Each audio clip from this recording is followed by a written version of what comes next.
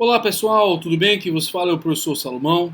Pessoal, vamos dar, portanto, seguimento à nossa videoaula. Nesse contexto de consequência, pessoal, vamos tratar da última imunidade matéria do nosso tema, tá? Já coloquei aqui a videoaula condizente, está praticamente faltando, pessoal, 2 aulas, tá? De um grupo total da matéria, faltam 2 aulas. Enfim, estamos aí já acabando, espero que vocês tenham gostado das videoaulas e também da aula presencial. Torço por vocês, tá bom? Bem, pessoal, vamos aqui dar seguimento. Deixa eu botar logo aqui direto.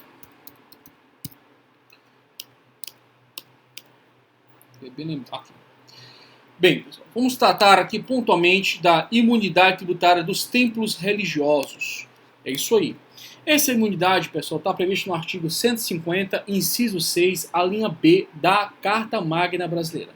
Lembrar pontualmente do nosso macete, aliás, um macete antigo, estou replicando para vocês. E valor imunidade, fala assim, sorte. Você terá sorte, imunidade, imunidade, sorte, sorte e imunidade. Assim sendo, o S de imunidade subjetiva, o OR de imunidade objetiva, o R de imunidade recíproca e TE de imunidade quanto aos templos religiosos. Nessa medida de consequência, vamos aqui abraçar e compreender a redação do artigo 150, inciso 6, a linha B da Carta Magna Brasileira. Vamos lá? Bem, pessoal, olha o que diz o dispositivo. Artigo 150, inciso 6. Instituir impostos sobre templos de qualquer culto. Templos de qualquer culto. Pessoal, fica claro, translúcido, que a Constituição ela não trouxe um lastro pontual do que seja o limite do templo, da manifestação religiosa.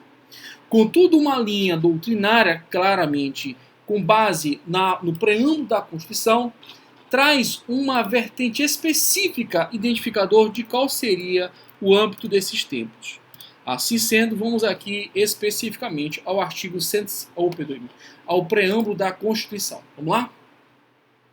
Nós, representantes do povo brasileiro, reunidos em Assembleia Nacional Constituinte, para instituir um Estado democrático, destinado a assegurar o exercício dos direitos sociais individuais, a liberdade, a segurança, o bem-estar, o desenvolvimento, a igualdade e a justiça como valores supremos de uma sociedade fraterna, pluralista e sem preconceitos, fundada na harmonia social e comprometida na ordem interna e internacional com a solução pacífica das controvérsias, promulgamos, sob a proteção de Deus, a seguinte Constituição da República Federativa do Brasil. Bem, pessoal, como bem sabemos, diante do julgamento da ADI 2076 do Acre, se reconheceu que o preâmbulo, ele é, na realidade, pessoal, uma carta de apresentação. Trata-se, portanto, de uma parte do texto constitucional que não constitui norma central.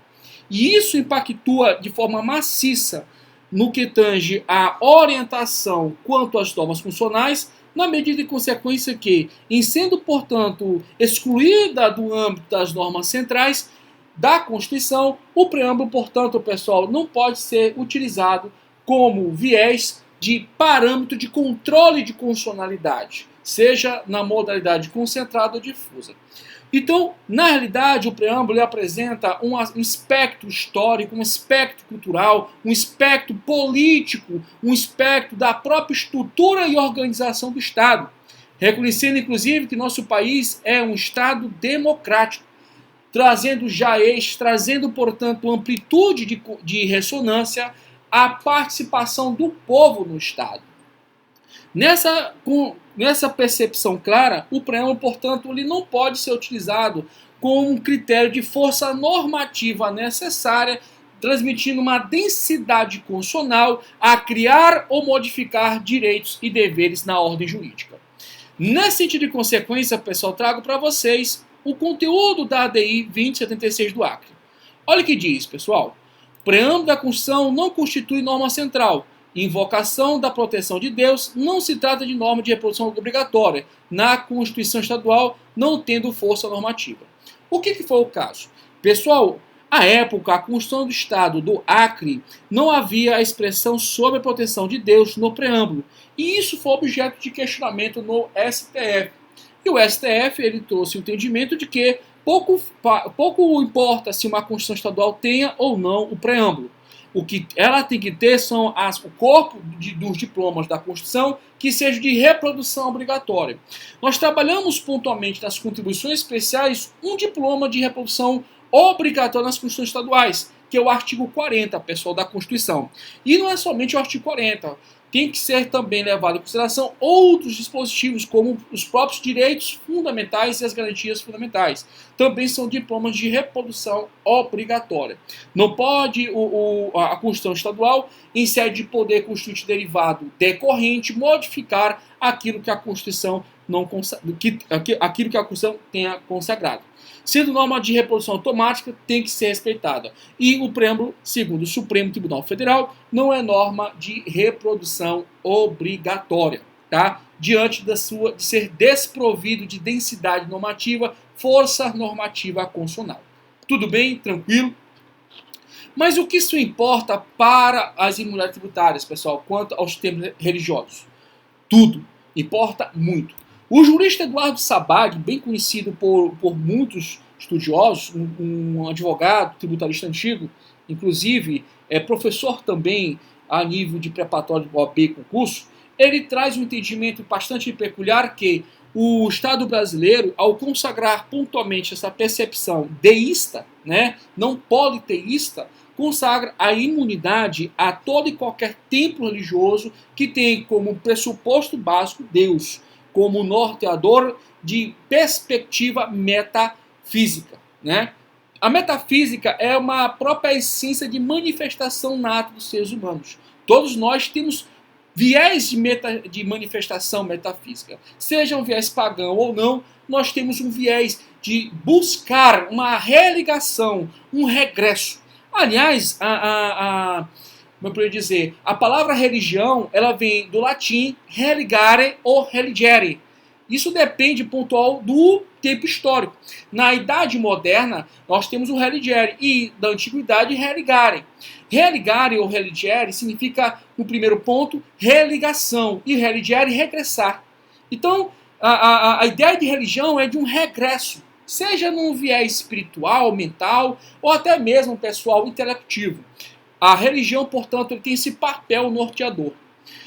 Seja, portanto, o viés que você for orientar, esse jurista e outros mais juristas associados trazem entendimento que a expressão sobre a proteção de Deus, ligada conjuntamente com a temática da imunidade tributária sobre os tempos religiosos, associa-se, portanto, aos tempos de natureza deísta, que professam, portanto, a ideia de um Deus único. Mas isso na prática, pessoal, isso na percepção, no viés prático, não tem sido observado.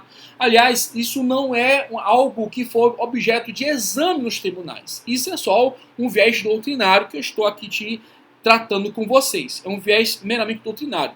Então, nesse viés doutrinário, o que ocorre? Ele não contemplaria outras manifestações religiosas, politeístas, ou até mesmo, pessoal, manifestações de pensamento que não transmitem essa figura que nós estamos trabalhando, deísta ou politeísta, né? Então, nessa medida, consequência, podemos pensar numa visão panteísta, né? Enfim, religiosidade sempre foi um ponto forte de meus estudos, eu gosto muito. Então, vejam, nesse contexto de consequência, os tribunais eles não trabalham essa percepção. E eu te digo mais, as administrações públicas em gerais, em especial as municipais, na medida de consequência que geralmente os templos buscam a imunidade, em especial ao IPTU, então as administrações públicas em gerais, né, diretas, não têm levado isso como ponto crivo de discussão. Ao contrário, têm concedido de tal maneira mais amplo possível. E, aliás, pessoal, é a orientação mais sólida dos constitucionalistas. Trazer uma perspectiva de termos de qualquer culto como qualquer manifestação metafísica. E como manifestação metafísica, pessoal, abrange, portanto, uma visão panteísta, deísta ou politeísta do mundo. Ok? Então, recapitulando. Há uma corrente, uma orientação doutrinária que traz o entendimento que o artigo 150, inciso 6, a linha B, traz uma vertente quanto ao atendimento, a percepção de templos deístas, que transmitem, portanto, uma perspectiva de um Deus único, né? Aí vai impactar no cristianismo, no espiritismo e outras mais tendências religiosas, nesse sentido, né? Linhas religiosas. Então seria a ideia de um Deus único, né?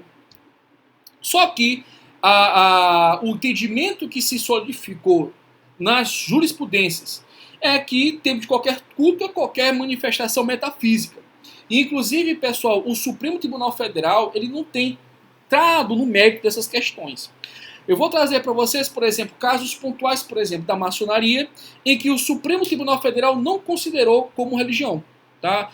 O entendimento é que a maçonaria, com toda a venha, vou mostrar aqui só o julgamento, aí trago vocês o entendimento, só estou aqui reproduzindo uma informação, que a maçonaria não é um templo religioso, porque não profetiza religião.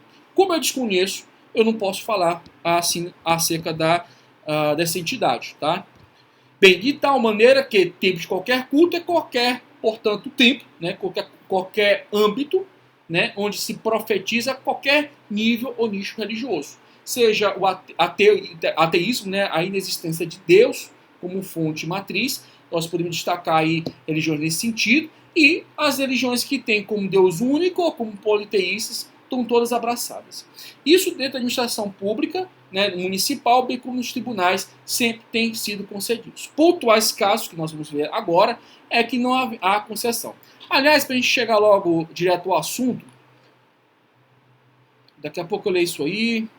A questão da maçonaria está aqui, ó. Foi um julgado em especial do ano 2012, tendo como ministro relator Ricardo Lewandowski, cujo entendimento é o seguinte: a imunidade tributária conferida do artigo 150, inciso 6, a linha B, é restrita aos tempos de qualquer culto religioso. Aqui, pessoal, está bem claro. Ele não entrou no mérito. É qualquer religião, tá? Seja, me consertem se eu estiver errado, mas já foi objeto de interlóquio dogmático que o budismo não tem Deus, né? Não tem um vínculo de Deus. É uma religião ateísta. Aí vocês estudem, vejam se a informação é procedente. Foi a fonte que me passou literária essa informação. Então, dentro do direito.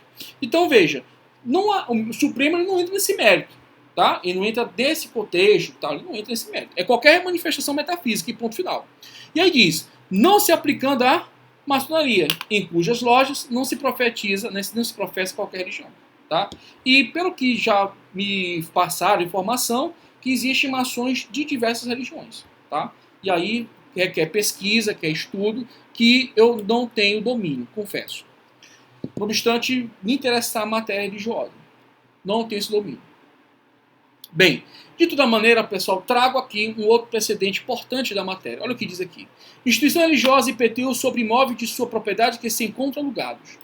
Então, a imunidade, por ser imunidade, ela segue as mesmas prerrogativas. Se aquele templo ou aquela entidade, né, trabalhando especificamente as diversas imunidades, enfim, qualquer um daqueles agentes que sejam objetos de imunidade, se toda atuação, toda atividade é voltada, os lucros e resultados para a atividade, contempla, sim, a proteção da imunidade. Do contrário, está fora de cogitação imunidade, tá bom? E outro ponto específico é que em todos os julgados o STF sempre buscou uma interpretação ligada à finalidade e também à literalidade da Constituição. Um exemplo disso foi que, não obstante a inexistência da súmula vinculante número 57, o Supremo Tribunal Federal, em reiterados julgados, já havia concedido imunidade quanto aos e-books e também aos instrumentos que viabilizam especificamente a sua leitura. Tá? Então o Supremo, nesse sentido, sempre foi muito aberto a tal proteção. Bem, instituição religiosa IPTU sobre imóveis de sua propriedade que se encontram alugados.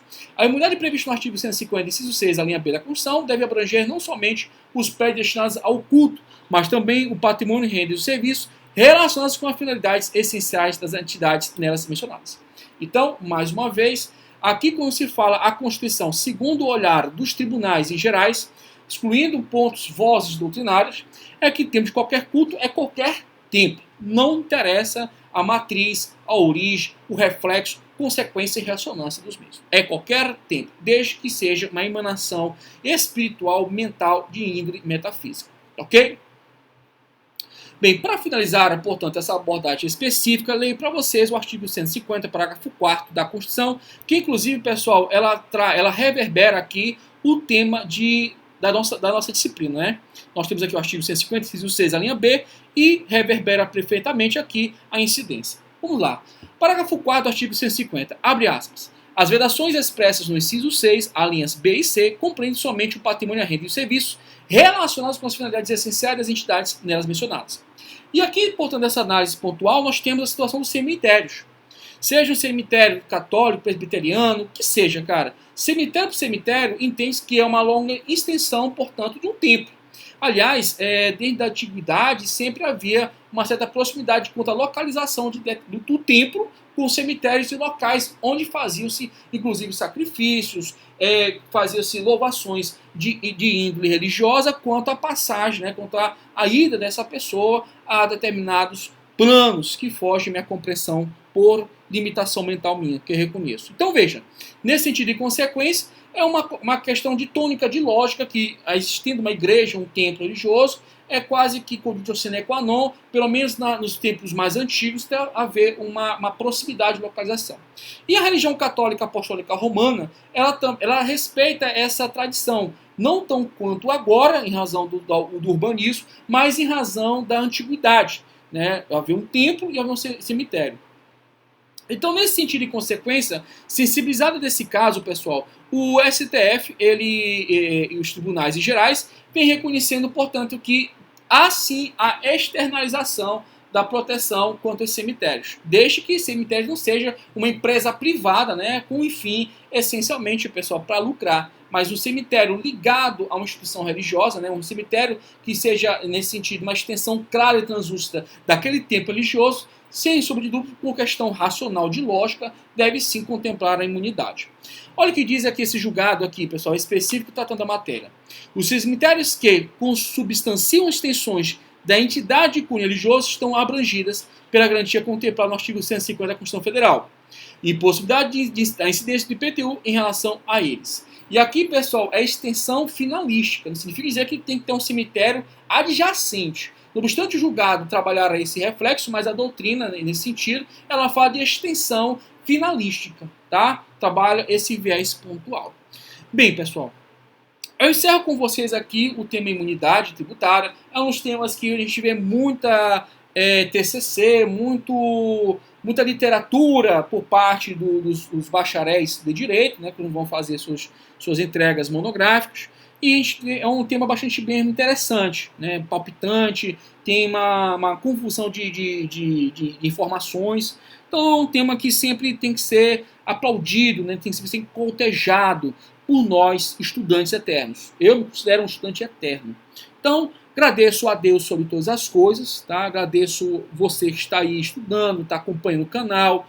E eu faço um pedido, né? De que você compartilhe o maior número possível de pessoas e deixe o seu like, tá? E te desejo um bom dia, boa tarde, boa noite. Fique com em paz. Até a próxima, se Deus quiser.